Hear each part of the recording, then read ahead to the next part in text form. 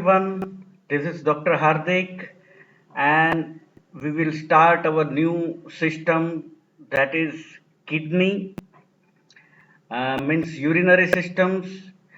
So, in today's lecture, it is the first lecture, and we will cover normal structure of kidney, ultrastructure of the glomerulus, then what is glomerulonephritis, what is nephritis syndrome, what is nephrotic syndrome, which are the different clinical manifestations occur in case of glomerulonephritis, which are the different histological alterations can occur in case of glomerulonephritis, how will you classify glomerulonephritis, pathogenesis of glomerulonephritis, and one of the types of glomerulonephritis, that is acute post-streptococcal glomerulonephritis and rapid progressive glomerulonephritis in detail.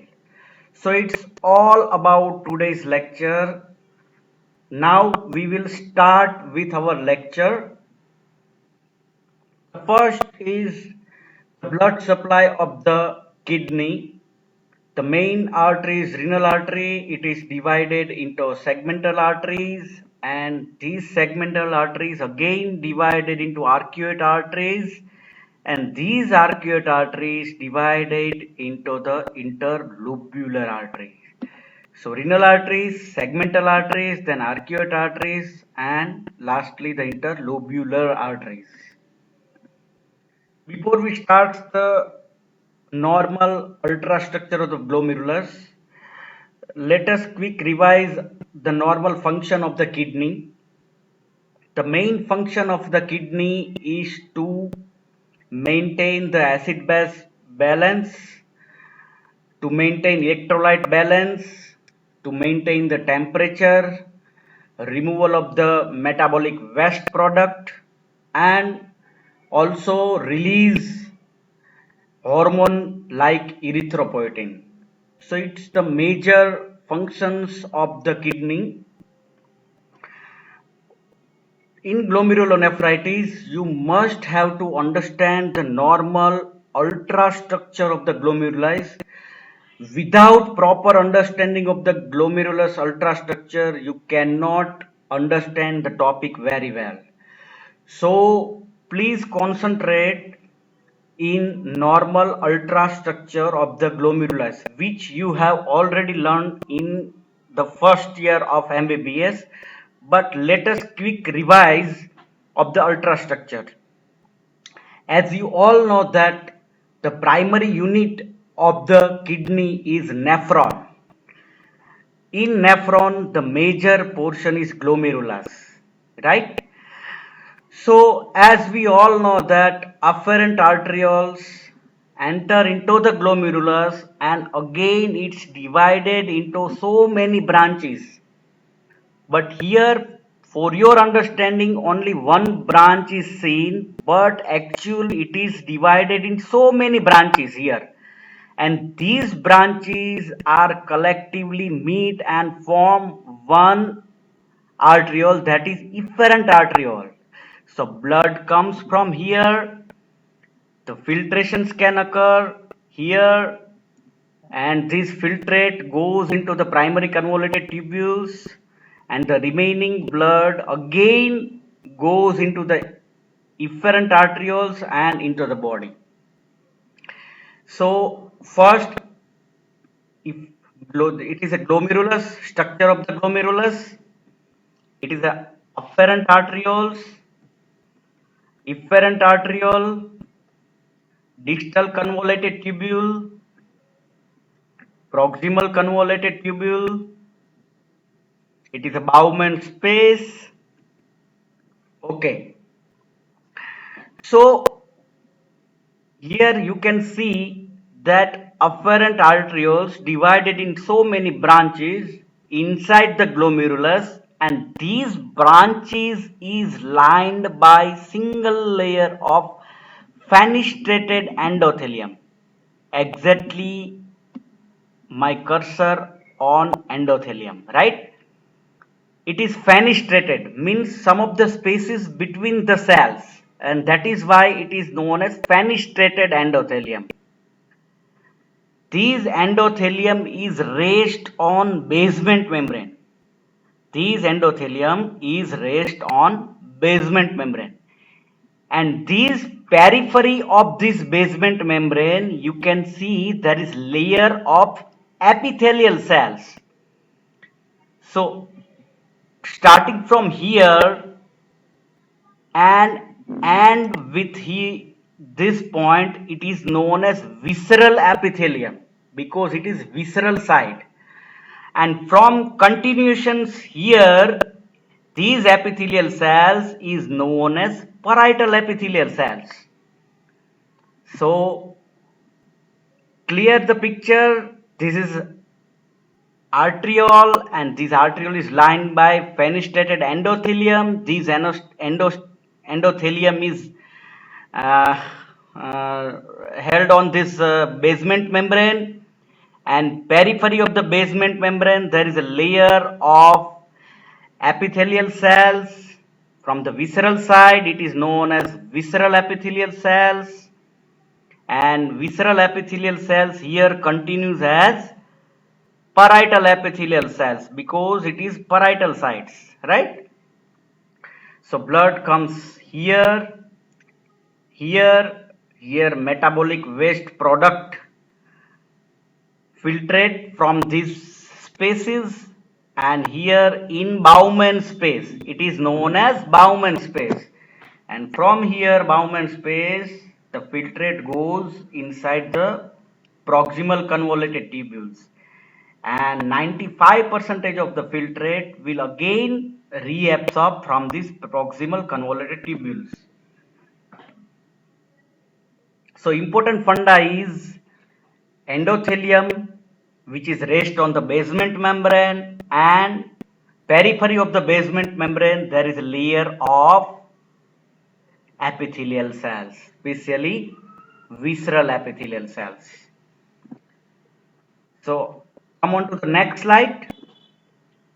Again, it is a horizontal section or the cut section of the glomerulus, in which you can see there are so many branches of the arteriole. Here you can see afferent arterioles divided in so many branches. So here you can see the 1 branch, 2 branch, 3 branch, 4 branch and 5 branch, right? See, it is lined by fenestrated endotheliums, means hole are there into the endothelium. This endothelium is raised on the basement membrane. You can see the purple color, it is basement membrane. So here you can see this endothelium is raised on the basement membrane, and periphery of the basement membrane there is a layer of epithelial cells. It is on the visceral side, so it is known as visceral epithelial cells. And these epithelial cells are continuous on the parietal side, it is known as parietal epithelial cells, and between these parietal epithelial cells and visceral epithelial cells there is a space. It is known as urinary space or Bowman space. So here in this picture again you will see that it is a epithelial cells, visceral epithelial cells. You can see the nephrin molecule from adjacent foot process forming slit diagram. So between this visceral epithelial cells, yes, visceral epithelial cells is also known as podocytes. Sometimes MCQ will be asked that podocyte is known as, so in which you can remember that visceral epithelial cells is known as podocytes, and between these two podocytes there is a slit diagram, right? Here you can see the fenestrated endothelium which is raised on the basement membrane, and periphery of the basement membrane you can see the layer of podocytes or visceral epithelial cells. Now come on to the next slide. Again, for your understanding, schematic diagram, you can see afferent arterioles which is divided into the glomerulus, so many branches and collectively forming one branch efferent arteriole, and between these two you can see distal convoluted tubules. Here you can see the picture of histological section of glomerulus. You can see there are branches of the glomerulus which is lined by endothelium, periphery of the endothelium which is layer of epithelial cells, and from the parietal sides you can see parietal epithelial cells, and between these two the space is known as Bowman space. It's all are uh, renal tubules. So in histology of the kidney, you have to concentrate on the four parts. Those are glomerulus, second one is blood vessels, the third one is interstitiums, and the fourth one is tubules. So the pathology is related to this four structure only. So you have to remember while you are writing the microscopy of the any lesions, you have to focus either on the glomerulus, either on the blood vessels, whether it is related to the tubules or interstitium. Again, you see the schematic diagram which is showing afferent arterioles which divided in many branches, and collectively these branches forming efferent arterioles. So blood comes here. Here there is a cut section. You will see the fenestrated endothelium which is rest on the basement membrane, and periphery of the basement membrane, this yellowish color is layer of visceral epithelial cells which is also known as podocytes, and between these two there is between these branches there is a mesangial cells, mesangium, which is filled with mesangial cells. It it has two functions. First is it's provide mechanical supports to this structure of the glomerulus, and the second one is phagocytic functions. So between these branches, in this picture you see clearly, between these branches supported by mesangium, and this mesangium is filled with matrix and mesangial cells, and these mesangial cells has two functions. The first is supporting function and the second one is phagocytic functions. So it's all about the normal structure of the ultrastructure, we can say, of normal glomerulus. You have to remember that blood comes from the afferent arterioles. These afferent arterioles goes inside the glomerulus, which is divided in so many branches, and these branches collectively form again one branch, that is efferent arteriole. So blood comes from afferent arterioles and goes from efferent arterioles. So between these branches, there is a filtration process can occur. The metabolic waste product can filtrate from the epithelial cell, from the endothelial cells to cross the basement membrane, have to cross the visceral epithelial cells and come into the Bowman space. And from the Bowman space, it is goes inside the proximal convoluted tubules. So it's all about the normal ultrastructure of the glomerulus. And on this background, we can start our topic, that is glomerulonephritis. So what is glomerulonephritis? It is a group of disease characterized anatomically by inflammatory alterations in the glomeruli and clinically by the syndrome of acute nephritis. So there are two keywords: anatomically by inflammatory alterations and syndrome of acute nephritis. So second questions rise in your mind, that what is acute nephritis? So acute nephritis syndrome is a glomerular syndrome dominated by acute onset of usually grossly visible hematuria, means red blood cells appear into the urine, mild to moderate proteinuria, azotemia, edema, and hypertension. It is the classical presentation of acute post-streptococcal glomerulonephritis.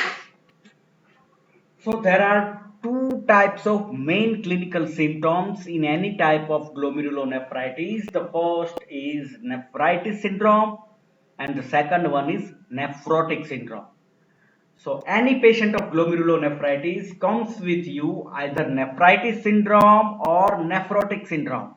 So there are different causes of nephritic syndrome and different causes of nephrotic syndrome. So with the help of these, you can differentiate the causes and reach to the etiology. So it is the significance to identify whether it is nephritic syndrome or nephrotic syndrome.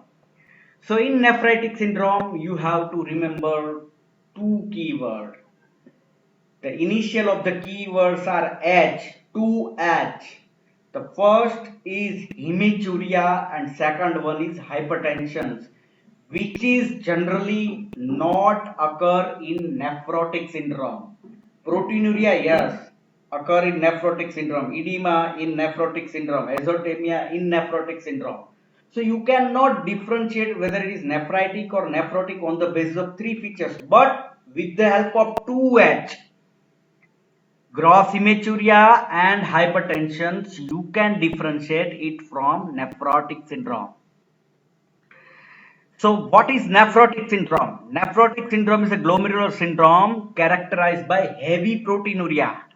See, nephrotic syndrome is characterized by heavy proteinuria. The heavy word is very important because what do you mean by heavy?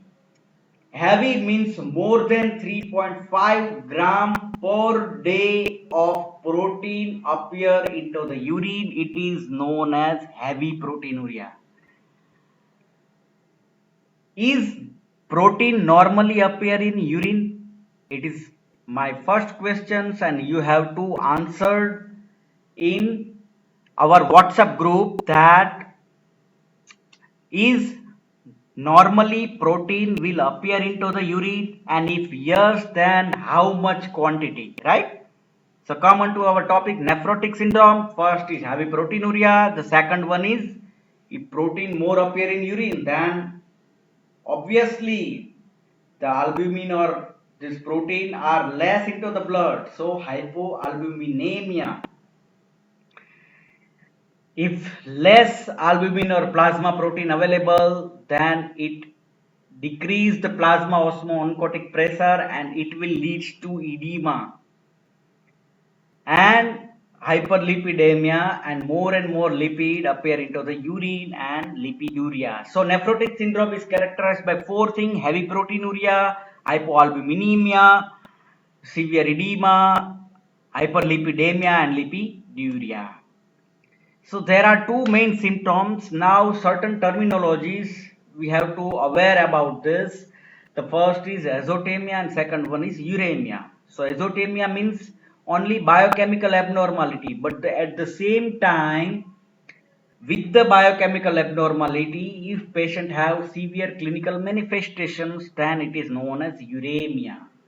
So azotemia is milder form and severe form is uremia.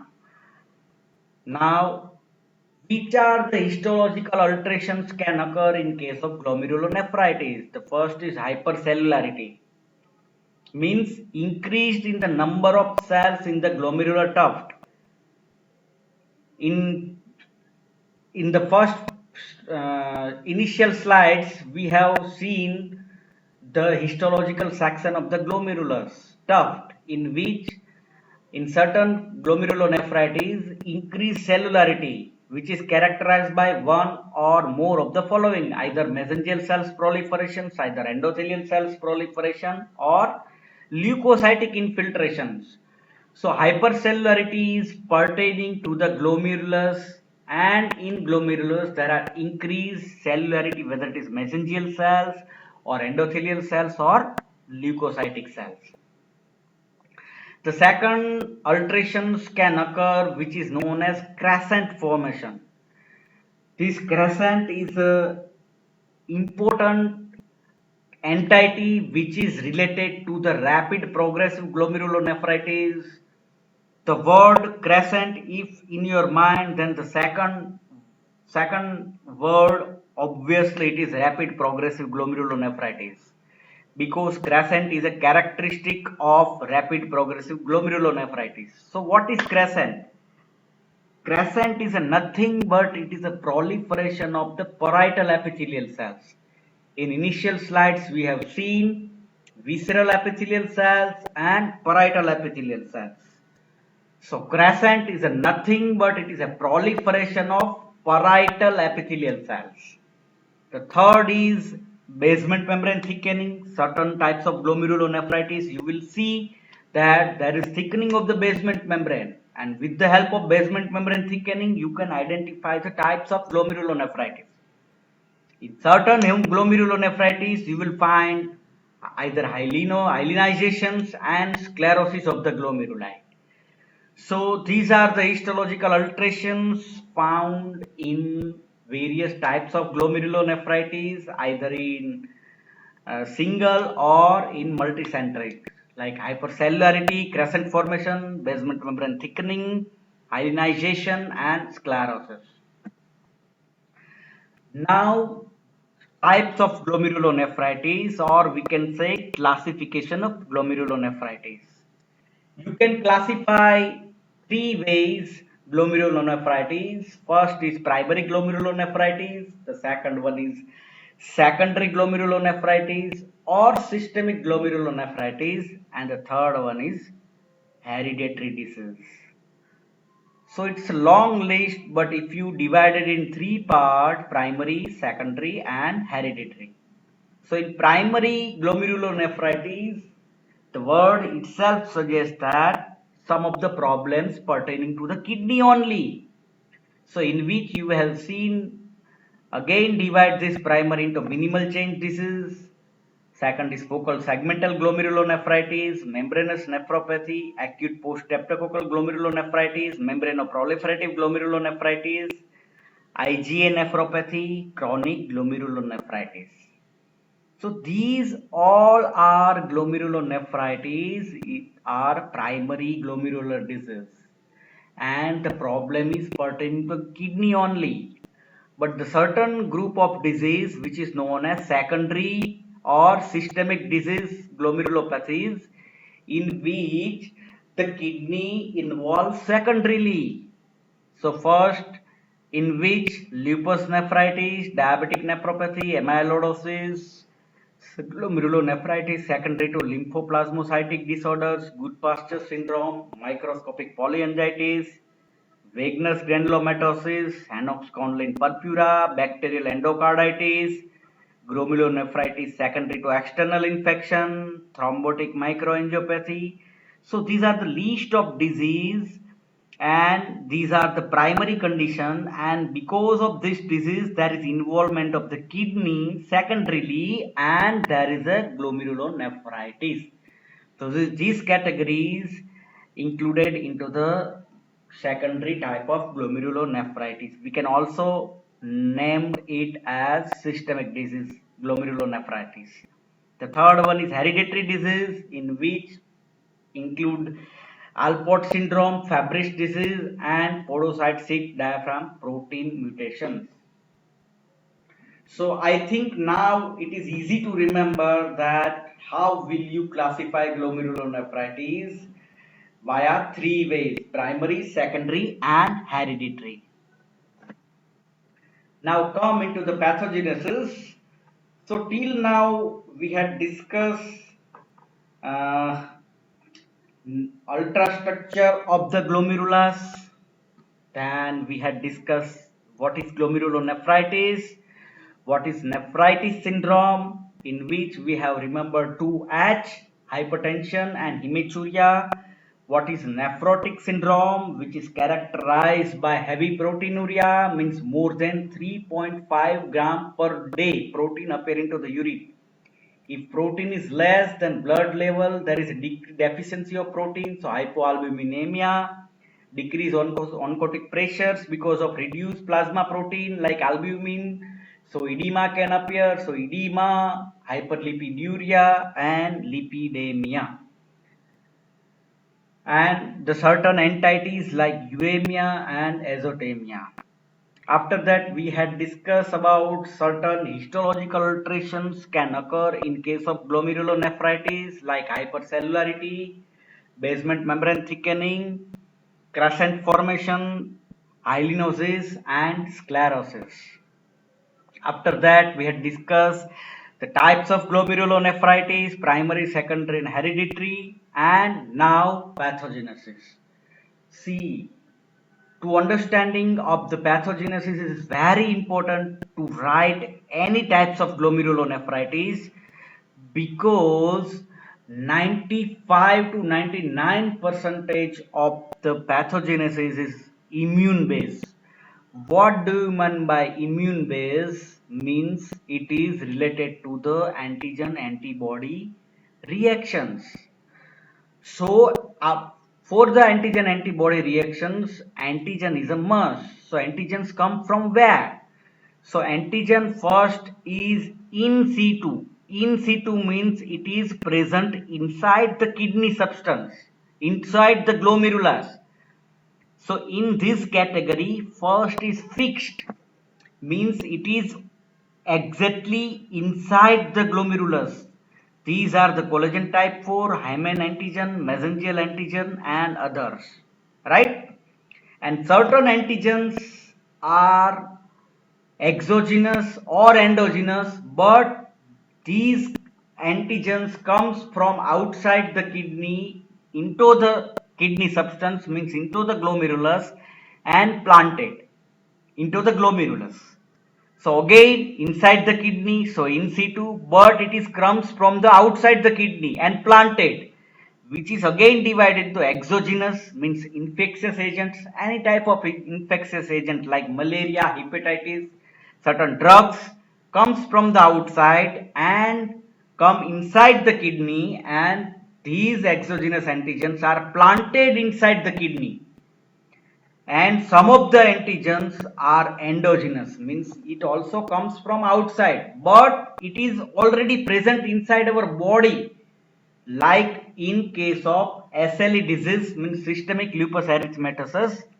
There is a fragmentation of DNA and nuclear proteins. So these are the proteins released and comes from the outside but already present inside our body, enter into the kidney and planted. So these are the antigens which is categorized as in situ antigen. The second one is circulating. Circulating means these are the antigens in outside of the kidney. They already form antigen antibody complex, and these antigen antibody complex come inside the kidney and planted. Some of the same way, exogenous antigens again form antigen antibody complex outside the kidney, and these complex circulating and enter into the kidney systems and planted. So here antigens are either in situ or circulating. In situ, first antigen, after that our body will recognize it as antigen and form antibody, and separately antigens antibody occur and combine with antigen antibody. In circulating, already outside the kidney antigen antibody complex already have been formed, and these antigen antibody complex enter into the kidney substance and it will lodge into the kidney. So clear that it is 95 to 99 percentage of the pathogenesis is immune based, means antigen antibody complex formations, and these antigens comes from where, whether it is exogenous, whether it is endogenous, whether it is fixed, whether it is already antigen antibody complex form, or separately antibody comes from outside the kidney and combine with antigen and form antigen antibody complex. So till now we understood that it is immune based and it is related to the antigen antibody complex formations. After that formation of the antigen antibody complex, the sequence of events can start. But before this sequence of events, you must have to know that whether this antigen antibody complex will lodge either in subendothelial locations or lodge in membranous or subepithelial locations. So this antigen antibody complex either may deposited in subendothelial layer. Subendothelial means between endothelium and basement membrane. Remember our ultrastructure.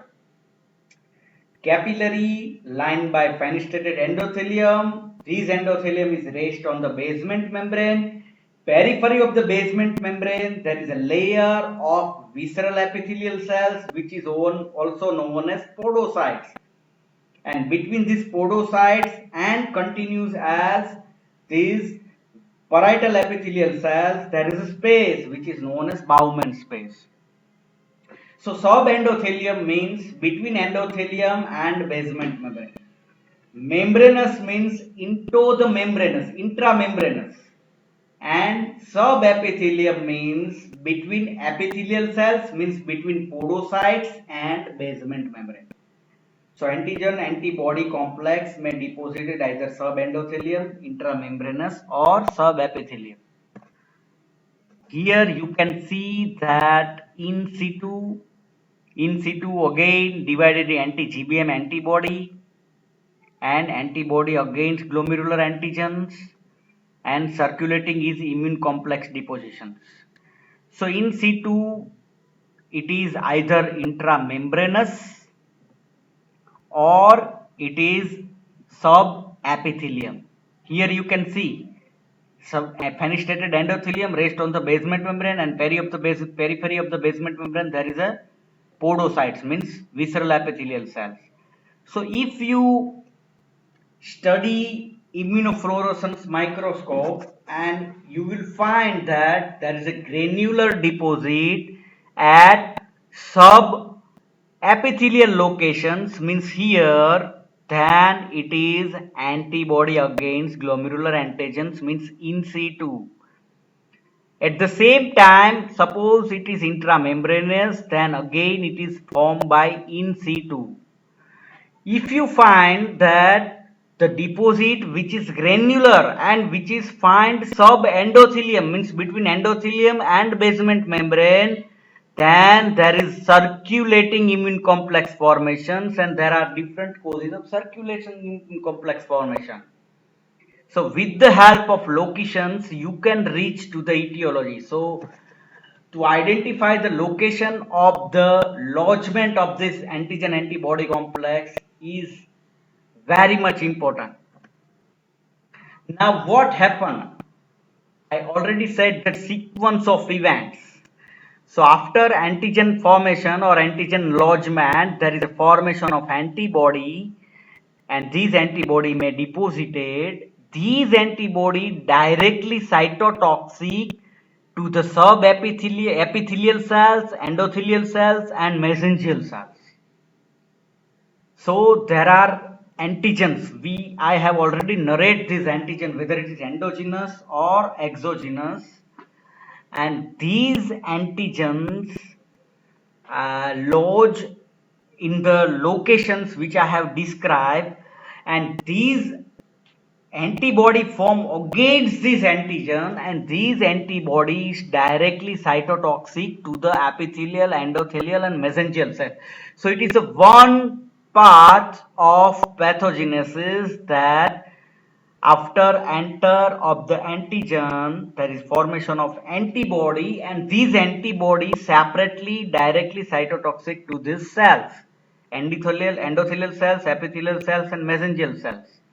Now, the second way of pathogenesis, that these antibody have combined with antigen and form immune complex, and after immune complex formation there is activation of the complement C5b9 and C5a.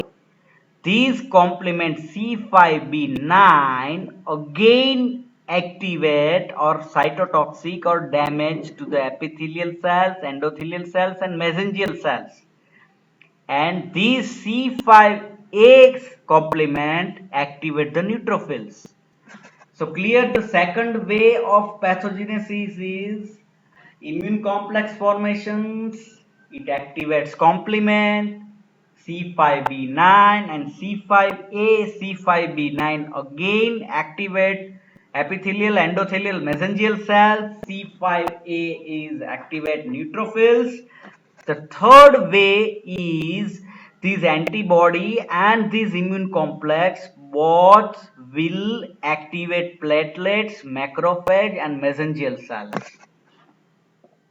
And the fourth one is T cell immune reactions, cell mediated immunity also have role in the glomerulonephritis, can cause activation of the macrophage and mesangial cells. So collectively, activation of these cells and activation of these cells via these four mechanisms, there is an excess release of chemical mediator of inflammation like oxidants, cytokines, protease, growth factors, echinozoids, nitric oxides and others. And something is excess means excess of chemical mediator of inflammation with the help of these four mechanisms, which will lead to damage to this basement membrane. Here you can see the normal structure.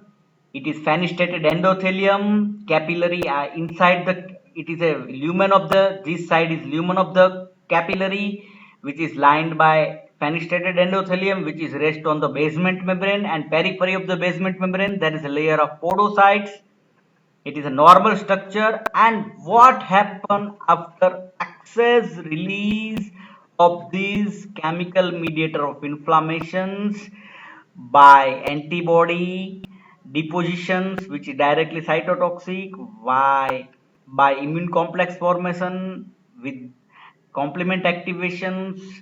Both of these immune complex antibody may lead to activation of platelet, macrophage, mesangial cells, and with the help of T cell immune reactions, which leads to activation of the macrophage and mesangial cells. Collectively, they all lead to increase in chemical mediator of inflammations, and these chemical mediator of inflammations can damage to this basement membrane. And as you all know that basement membrane has certain properties.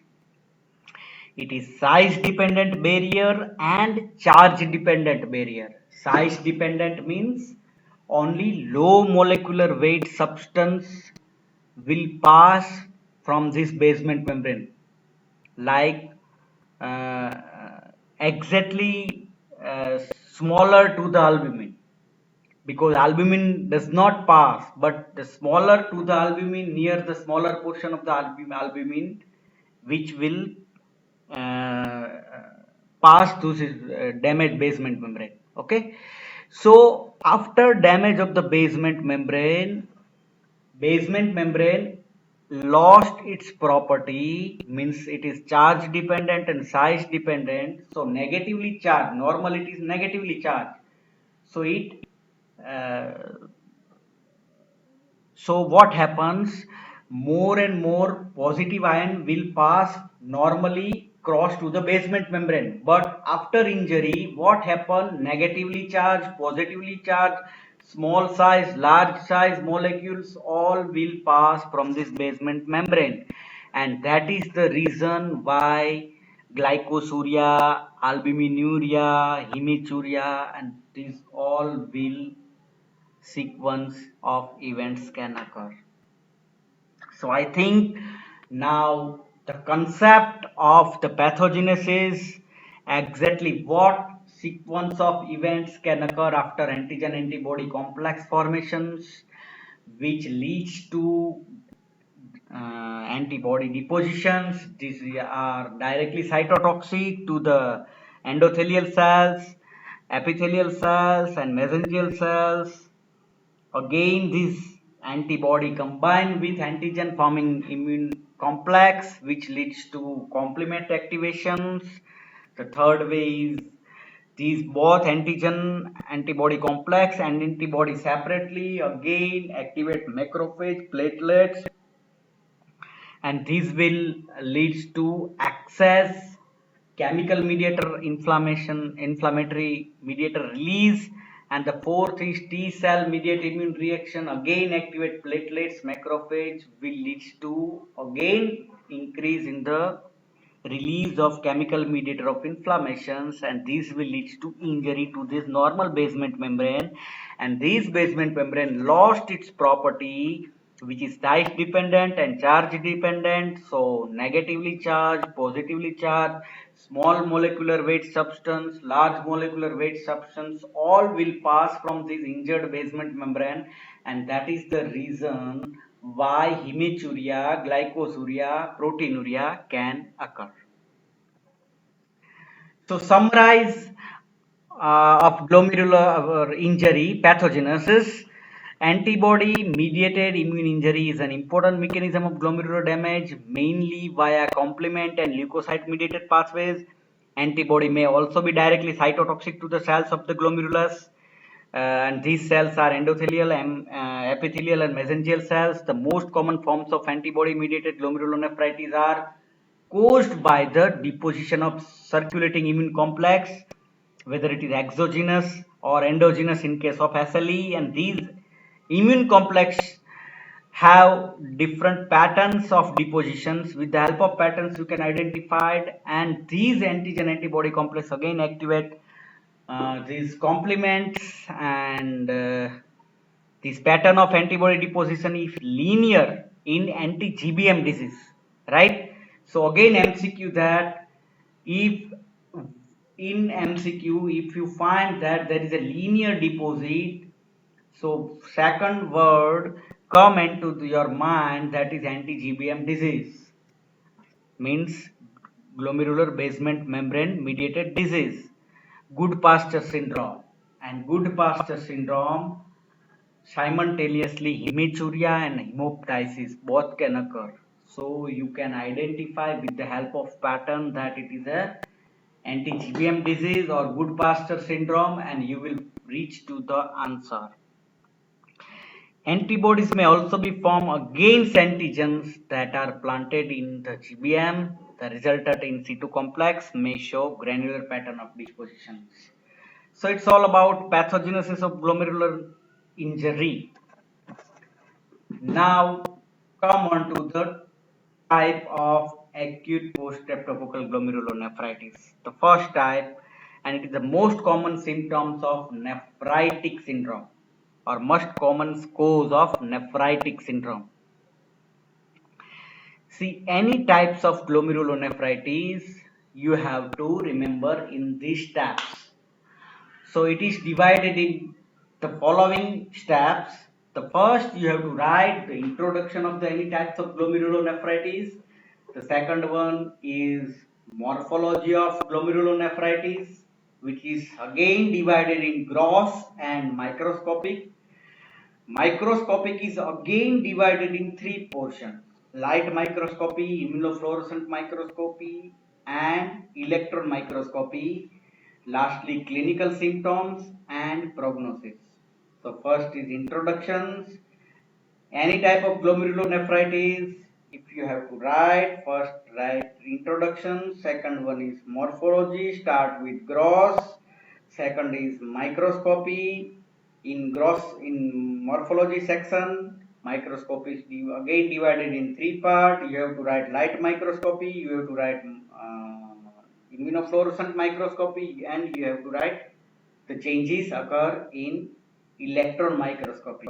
After the morphology, the first is introduction, second is morphology. Morphology is gross and microscopy, microscopy light, immunofluorescent, electron microscopy. And after morphology, you have to write the clinical manifestations or clinical features, and lastly the prognosis of the glomerulonephritis.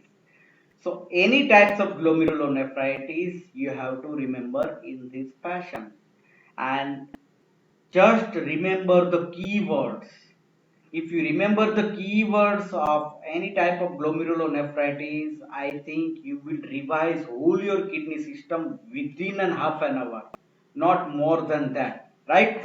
So let us see how it will be remembered or how it quickly revised. So first, I have already told you that any type of glomerulonephritis start with introductions. The classic case of post-streptococcal glomerulonephritis develops in a child 1 to 4 weeks after the individual recovers from a group A streptococcal infections or certain nephrogenic strains of beta hemolytic streptococci are capable of evoking glomerular disease. In most cases, the initial infection is localized to pharynx or skin.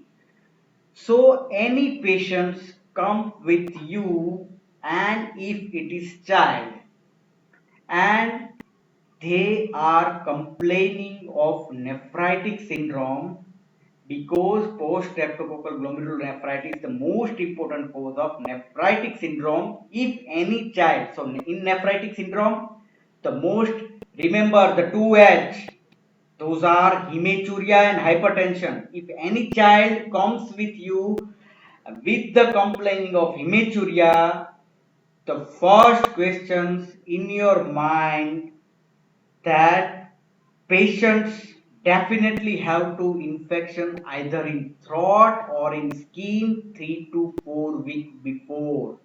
So you have to take past history of this patient, that whether it is throat infection 3 to 4 weeks ago or whether it is skin infection. Patient says yes, I have throat infections 2 to 3 weeks before, but it is resolved, and after that there is hematuria occurred.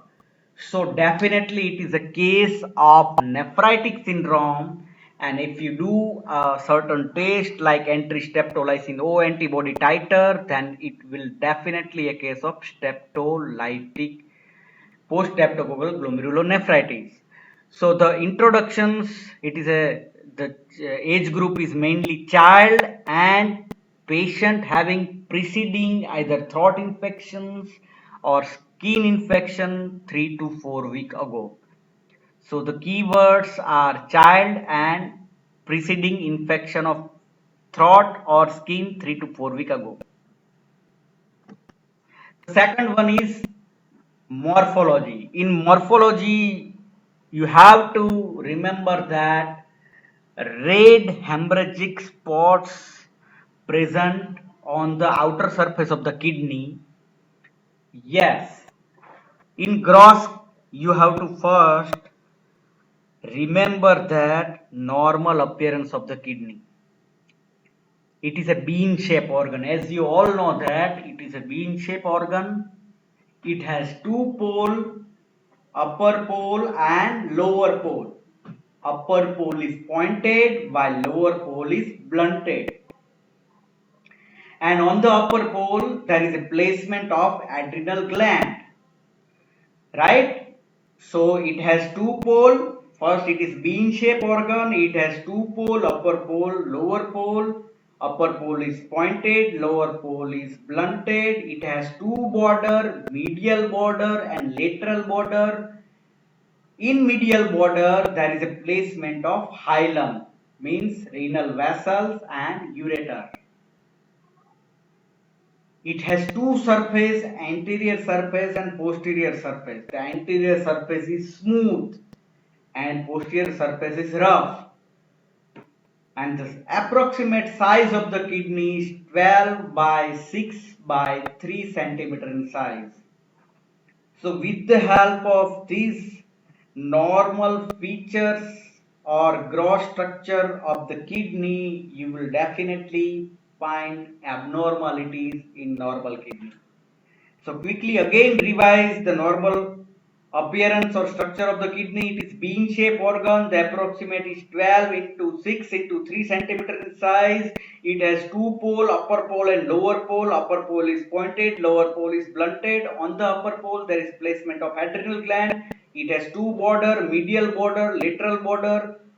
On the medial border you will find hilum which containing renal vessels and ureter, and it has two surfaces. Anterior surface and posterior surface, and anterior surface is smooth while posterior surface is rough. So with the help of this you can identify whether it is right kidney or left kidney, whether it is enlarged kidney or contracted kidney, whether the normal outer surface of the kidney is normal or abnormal. So here what happened in acute streptococcal glomerulonephritis? In acute streptococcal glomerulonephritis, on the outer surface, which is glistening capsules, but here you can see red small spots of hemorrhage. It is exactly appeared as flea-bitten appearance, and that is the reason why it is known as flea-bitten kidney. So again MCQ, that flea-bitten kidney is seen in acute post-streptococcal glomerulonephritis. Yes, certain other conditions in which there is also flea-bitten kidneys seen, it's your homework. You have to, second homework, you have to posted your answer in WhatsApp group in which we will discuss the second cause of flea-bitten kidney. Okay, so there are two questions since then I have asked. The first is whether normal protein appear into the urine, yes or no. If yes, then how much quantity. Second is flea-bitten kidney seen in which condition? First, I have already narrated that it is seen in the acute post-streptococcal glomerulonephritis. The second conditions you have to post your answer in our WhatsApp group. Second, in gross, the first is morphology. First is gross. So the keyword is flea-bitten kidney, and the second light microscopy, which is again divided in light microscopy, electron microscopy, and immunofluorescent microscopy. So in light microscopy, you will find that there are increased cellularity in the glomerular tuft. So which are these cells? These cellularities because of proliferation and swelling of the endothelial and mesangial cells and by neutrophilic and monocytic infiltrate. So in light microscopy, just you have to remember the keyword that increase cellularity means hypercellularity. And this cellularity is because of proliferation and swelling of endothelial and mesangial cells and by neutrophilic and monocytic infiltrate. Clear? So first keyword in gross flea-bitten, in microscopy the first is light microscopy in which the keyword is hypercellularity. The second microscopy is electron microscopy in which you have to remember subepithelial humps, because in subendothelial locations the antigen antibody complex formed and lodged at subepithelial locations and it arranged like a hump. So it is known as subepithelial hump. So the second keywords you have to remember in the electron microscopic section, that is subepithelial hump. Subepithelial hump is nothing but antigen antibody complex which is seen in granular fashion. It is arranged in such a way that in electron microscopy you will find hump at subepithelial location. Right? So keyword is subepithelial hump. By immunofluorescence microscopy, you will see whether it is complements are IgG or IgM or antibody are IgG or IgM, or which type of complements are deposited. So here you can see the photograph of light microscopy. You will find that there is hypercellularity of the glomerulus. You will find that the neutrophil, here you can see the neutrophils. See the 5 nucleus which is attached with each other. So nucleus of this neutrophil, between this there is again neutrophil, macrophages, These are the mesangial cells and swelling and proliferation of the endothelial cells. So, hypercellularity of the glomerular tuft seen in the light microscopic finding in case of acute post-streptococcal glomerulonephritis and granular deposits of IgG and complement seen in the immunofluorescence. So, immunofluorescence microscopy, you have to describe just that there is deposits either granular or intralinear, or which type of antibody, whether it is IgG, IgM, or which type of complement is deposited. So third one is immunofluorescent microscopy. After that, clinical course or clinical symptoms. The onset is abrupt with malaise, slight fever, nausea, and nephritic syndrome.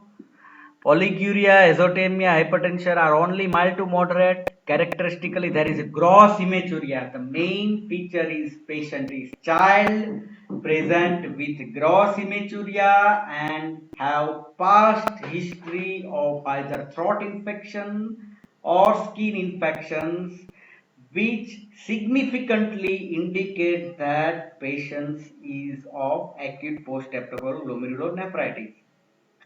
Some proteinuria is also a constant feature in disease. Serum complement levels are low because there is a use of complement because of antigen antibody complex formations.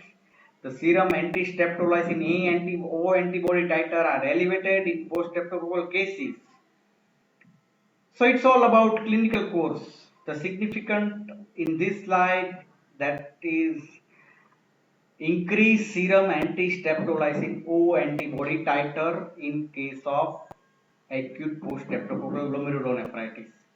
So with the help of symptoms, you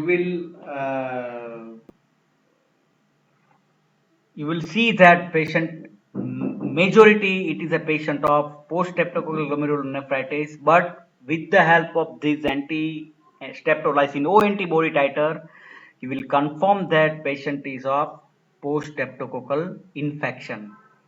Recovery occurs in most children, so it is good prognosis in children, but some children develop rapidly progressive glomerulonephritis due to severe injury with crescents or chronic renal disease due to secondary scarring. So it is generally it is a good prognosis of acute post-streptococcal glomerulonephritis, but in adult or some children it may be converted into the rapid progressive glomerulonephritis. Clear? So now I think you remembered this acute post-streptococcal glomerulonephritis very well with the help of the characteristic pattern of writing, and your keywords you have to fit in this our pattern. So first is in acute post-streptococcal glomerulonephritis. The first is clinical features. The keywords are child, preceding throat and skin infection. Second one is morphology. Morphology is divided into gross and microscopy. In gross, flea-bitten kidney. In microscopy, the first is light microscopy. The keyword is hypercellularity. In electron microscopy, the keyword is subepithelial hump. In immunofluorescent microscopy, the keyword is IgG deposit in granular fashion and complement depositions. In clinical course, you will write down all the clinical course, nephritic syndrome, constant feature, proteinuria is a constant feature, anti-streptolysin O antibody titer, and it is a good prognosis in children. See how easy it is to remember with the help of these characteristic writing of fashion writing and remembering of these keywords, right? So all the glomerulonephritis you have to remember in this fashion, and you just have to remember the keywords and fit into our writing pattern, right? The second type is rapid progressive glomerulonephritis. I will end my lecture with this rapid progressive glomerulonephritis. So it is our last topic of today's lecture. It is not a specific etiologic form of glomerulonephritis. It is clinically, name itself suggests that it is a rapid and progressive, means it is characterized by rapid and progressive loss of renal function with features of nephritic syndrome, often with severe oliguria, and if untreated, death from renal failure within weeks to months. Right? So it is a poor prognosis first of all, and the condition of the patient is affected severely and rapidly, and the base of this disease is nephritic syndrome, and if untreated then death may comes within the days or weeks. Again, crescentic glomerulonephritis divided in three types. Type 1 is anti-GBM disease related to the Goodpasture syndrome. Type 2, which is immune complex mediated, which is either post-infectious, SLE related, anoscondyl purpura related, or IgA nephropathy related. Type 3 is a vasculitis related to the vasculitis syndrome, ANCA associated. What do you mean by ANCA? Anti-neutrophilic cytoplasmic antibody, again also known as Pauci immune type. So in which it is divided in either idiopathic, Wegener's granulomatosis or microscopic angiitis. See, in your competitive examinations of MCQs, ANCA word is very important. So after the end of lecture, first work you have to done is uh, read the literature related to the ANCA. What is ANCA and what is the importance of ANCA? How will you differentiate different types of vasculitis with the help of this ANCA? And the full form is ANCA is anti-neutrophilic cytoplasmic antibody.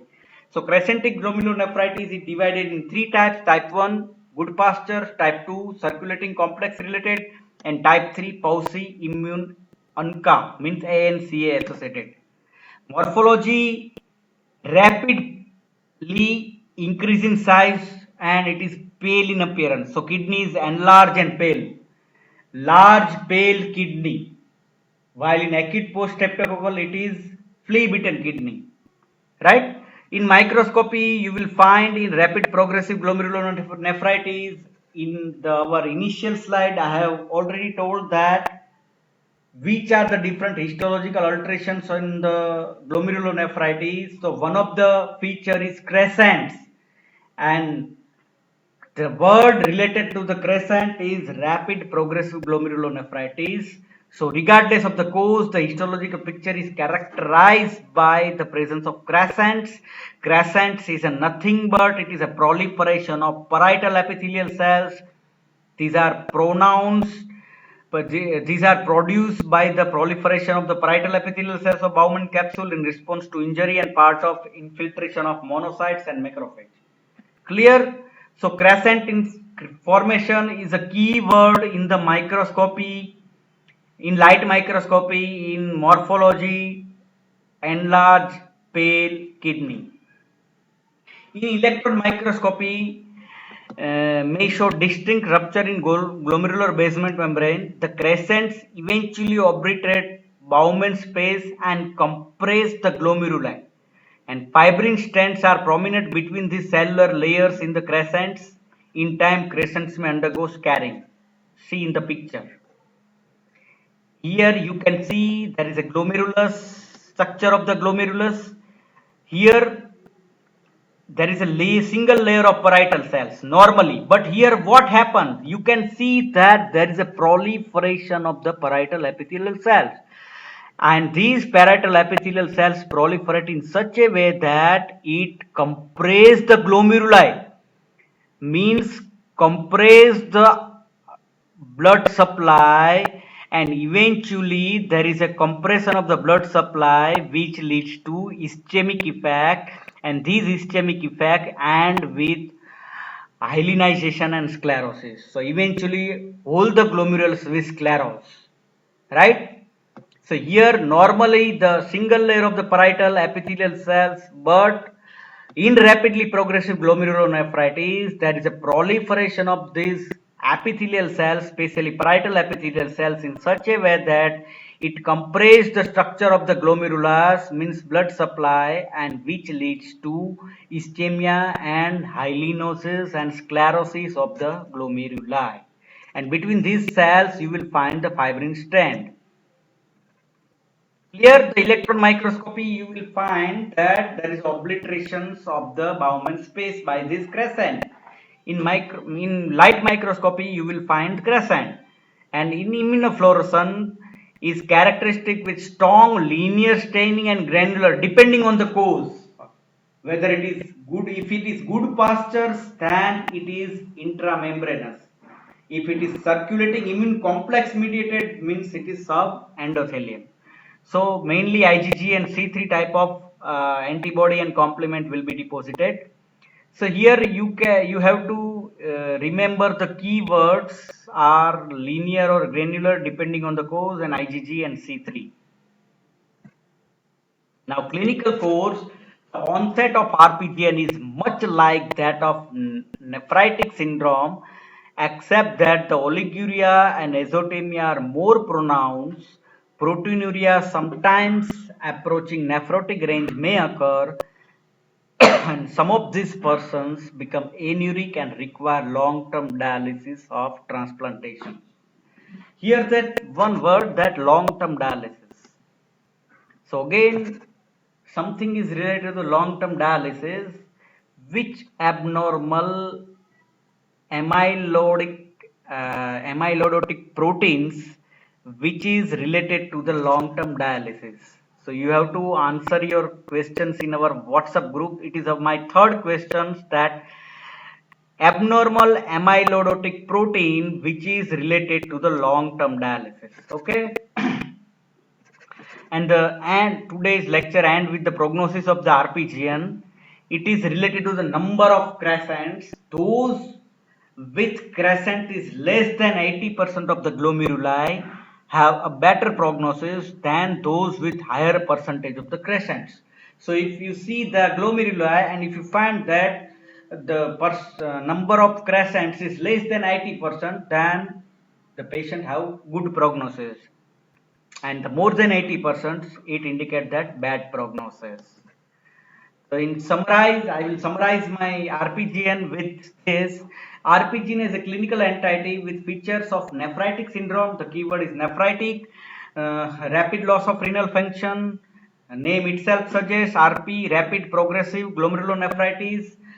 It's associated with severe glomerular injury with necrosis, and glomerular basement membrane may be bricks because of the proliferation of the crescent, and this crescent is a nothing but it is a proliferation of the parietal epithelial cells, and these RPGN may be immune complex mediated, may be anti-GBM disease, or may be a palsy immune, means ANCA related, depending upon the cause, right? So it's all about today's lecture of glomerulonephritis. So in quick revise, in this lecture we had discussed normal ultrastructure of the kidney, glomerulus, what is nephrotic syndrome, what is nephritic syndrome, what is nephrotic syndrome. The clinical entities are azotemia, uremia, which are the histological alterations occur in case of glomerulonephritis, hypercellularity, basement membrane thickening, crescent formation, which is characteristic of RPGN, hyalinosis and sclerosis. How will you classify glomerulonephritis with primary, secondary, and hereditary? Primary means problem itself into the kidney. Secondary means some systemic disease which leads to involvement of the kidney secondarily. And third one is hereditary, Alport syndrome and Fabry's disease, which are related to the hereditary disease. Then we had discussed the pathogenesis, The 95 to 99 percentage of your pathogenesis is immune based, means antigen antibody complex may form. These source of these antigens may be comes from the outside of the body or inside of the body. Inside of the body it may be fixed or it may be a circulating. If suppose in case of SLE, the DNA nuclear protein may form and enter into the kidney and lodge into the kidney. Some infectious agent or antigen comes outside of the body and it will enter into the kidney, whether in single form like antigen form, and lodge inside the kidney, and after that there is a formation of antibody, and these antibody combine with antigen and form antigen antibody complex. It's a one way. Second way is antigen antibody complex already from outside the kidney, and these antigen antibody complex come enter into the kidney and lodge inside the kidney either in subendothelial location, intramembranous location, or subepithelial locations. And after that there is sequence of events can start. These antibodies directly cytotoxic to the endothelial cells, epithelial cells, and mesangial cells. This antigen antibody combine with antibody antigen and form antigen antibody complex. So it may lead to activation of the complements. The third way is antibody and this immune complex both activate macrophage, platelets, and mesangial cells. And the fourth one is T cell immune mediated reactions, which leads to activate the platelet and macrophage, which leads to increased release of the chemical mediator of inflammation. And these excess release of chemical mediator of inflammations may lead to injury to the basement membrane, and this basement membrane is charge dependent and size dependent, means negatively charged. So positively charged ion will normally easily cross. Normal small molecular weight substance will easily pass. But after injury, because of the excess release of inflammatory mediators, small, large size, negatively charged, positively charged, all ions will pass from the basement membrane and appeared into the urine, and that is the reason why hematuria, glycosuria, proteinuria can occur. So it's all about pathogenesis and the two types. The first is acute post-streptococcal glomerulonephritis. First, we remember the writing fashion, introduction, morphology. Morphology start with gross, then microscopy. This microscopy again divided in three parts: light microscopy, electron microscopy, immunofluorescent microscopy. Then next is clinical features and after prognosis. So first, acute post-streptococcal glomerulonephritis. The keyword is children preceding infection of throat or skin infection 1 to 4 weeks ago. Gross. The keyword is flea-bitten kidney. In microscopy, in light microscopy, hypercellularity. In electron microscopy, subepithelial hump. In immunofluorescent microscopy, C3 and IgG deposit in granular fashions. Clinical features, the mainly anti-streptolysin O antibody, and in children it has good prognosis. So likewise, you have also remember the rapid prognosis glomerulonephritis, and likewise also we will discuss various types of glomerulonephritis in our subsequent lecture. I hope you like this lecture, and I hope you have enjoyed this lecture. Thank you very much.